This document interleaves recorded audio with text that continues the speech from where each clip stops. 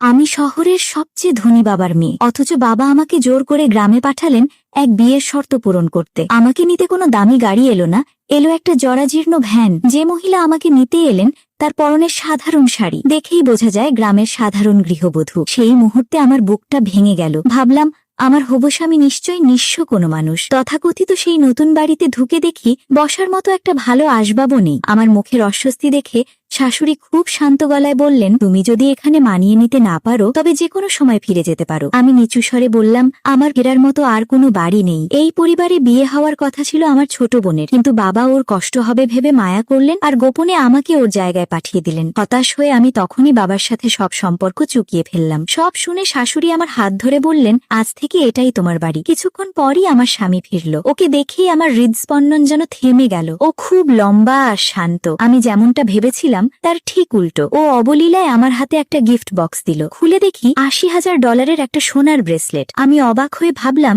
হয়তো জিনিসটা আমার পছন্দ হবে না। শাশুড়ি একটা গোলাপি হীরা বের করে বললেন, এটা নাকি সাধারণ উপহার। কিন্তু আমি চিনতে পারলাম ওই হীরাটার দাম কয়েক মিলিয়ন ডলার। আমি স্বামীকে জিজ্ঞাসা না করে পারলাম না, তোমাদের পরিবার কি সত্যিই শুধু চাষবাস করে? ও হালকা মাথা নাড়ল আর আমাকে বাড়ির পেছনের জমিতে নিয়ে গেল। চোখের সামনে যা দেখলাম তাতে আমি স্তব্ধ। দিগন্ত জোড়া ওর নিজস্ব জমি। এরপরও আমার সামনে ডজন খানিক ব্যাংক কার্ড রাখলো। একটা কার্ড চেক করে দেখি তাতে $10 কোটি।